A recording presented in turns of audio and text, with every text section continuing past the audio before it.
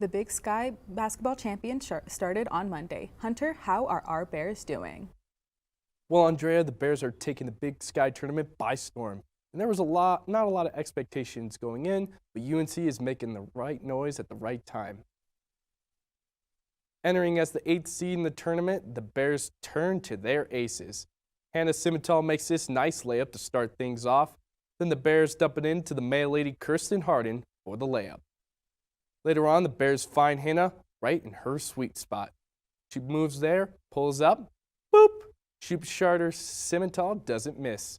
Neither does Kirsten Harden when she's in the paint. Nice layup.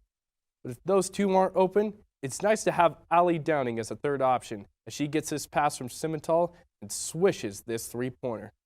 Along with the offense, the Bears' defense is beasting with Harden blocking that one.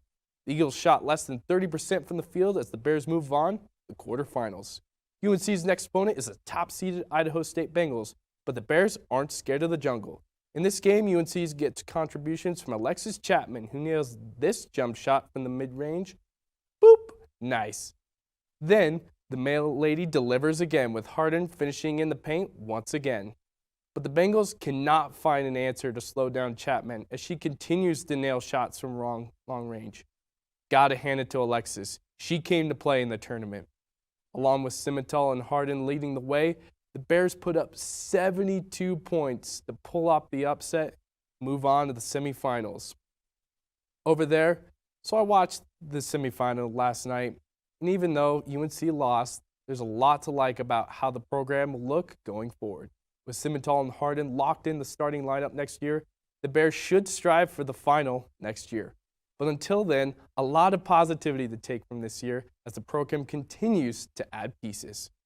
Well, there's a lot of college basketball on the TV right now, and you know what that means. It's March Madness, baby. The conference tournaments are this week. The bracket is being unveiled on Sunday, and tournament play begins with the first 4 games on March 15th and 16th. With the special occasion, we're going to unveil a new segment called Phipps Picks. And today, I'm unveiling my top 5 teams that can cut down the nets in New Orleans this year. With that being said, let's hop right into it.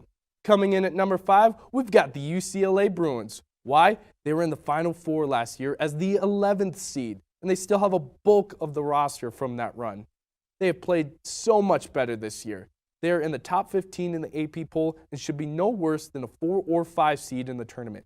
The Bruins have also had stiff competition this year, but have also had some questionable losses. But after the run they had last year, this team knows how to win in big spots. I believe they can still produce. Let's go to number 4 on the list. That's right, the Arizona Wildcats. Why? They're the number 2 team in the country.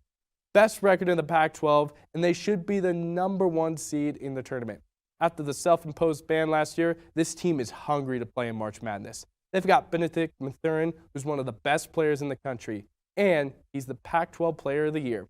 This dude ain't playing, and neither are the Wildcats. Watch out for them in the tournament. Let's move on to number 3 in the list, Duke Blue Devils. Why? They've been the model of consistency for the last 4 decades. But what does that mean for this year's team? It means they got to live up to the legacy is what it means. You know, they're playing the ACC tournament will dictate if they're going to be able to get a 1 seed in the tournament. But think about it. Coach K could be cutting down the nets as a lasting memory for his legacy in basketball. You know, those boys at Duke are playing hard for Coach K, especially since this is his final NCAA tournament. That has storybook written all over it. But Duke's got to play well in order to get there. But they're loaded, so they deserve to be on this list. Now to number 2, the Baylor Bears. Why? They're the reigning, defending national champions, baby. They've won 2 of the last 3 national championships, and since there was no tournament in 2020, they're technically the 2-time defending champs. They have proven they are still lethal this year. They finished 2nd in the Big 12, even though they're ranked higher than Kansas in the AP poll for some reason. And they play hard-nosed defense down in Waco, and that defense was the reason they cut down the nets last year. They reloaded for another run this year, and in the Big 12 Conference, you got to believe that the Bears have heart and championship pedigree going for them. Only thing that can derail them is themselves. Now, for number 1, the Gonzaga Bulldogs. I know, you're probably thinking they can't win the big game. They shouldn't be allowed in the tournament. Well, What do you want me to do about it? When you nearly go undefeated last year, lose Jalen Suggs to the NBA, and then come back with Chet Holmgren, who will probably be the top pick in this year's draft, you're doing something right. This team just keeps winning. They've been at number one so many times over the past few years. I think they're paying rent to stay there because they haven't moved. You know, I can't really tell if they should be considered one of the favorites. But they almost won it last year, so you have to consider them as the favorites. But anyway, there you have it. There's my picks to win it all this year. What do you think, Andrea? Hunter, it sounds like there's just too many good picks to be able to choose just one team. Andrea, that's what I'm saying. I probably left teams out that probably should have been on there.